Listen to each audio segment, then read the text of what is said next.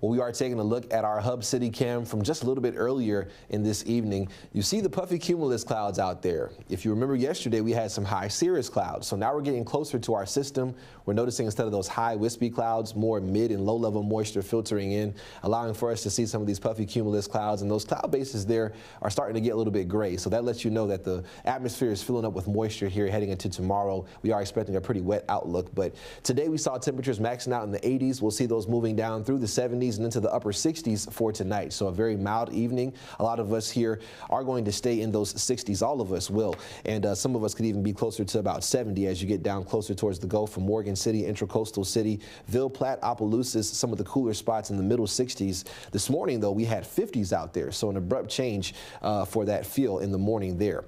As far as those rain chances, lingering through Sunday morning, we'll have thunderstorm chances out there. And check out the cool down here as we head towards next weekend. So big changes here on the way, not only in the way of rainfall this weekend, but also talking about those temperatures going down. Now, this threat for severe weather has went up. We're now included in a slight risk here, level 2 out of 5. So if you recall yesterday, there was about a level 1 to 2 chance. Now all of us have that level 2 threat. So we have seen that increase just a bit. Those main threats will be damaging winds, maybe some smaller hail. That tornadic threat looks to be limited for tomorrow, but something we'll still keep an eye on just in case. And as far as that flash flood threat here, it's also increased where we now have that level 2 out of 4 risk here across the entire area.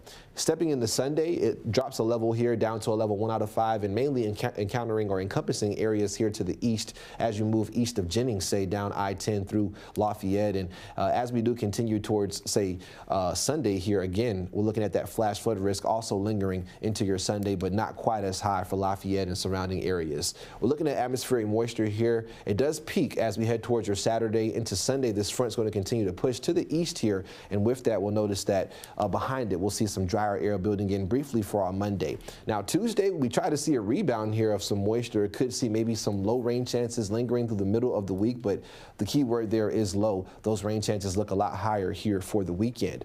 As far as taking a look at future radar and satellite, though, taking you into tomorrow morning, we're expecting pretty much a band of heavy rainfall here and thunderstorm activity to push through at some point tomorrow morning from the west to east here. So once you get to the west of this line, your day should be a lot drier finishing off your Saturday. As we head late Saturday, early Sunday, though, we see the rebound of more moisture and a second round here of some strong to severe storms early Sunday.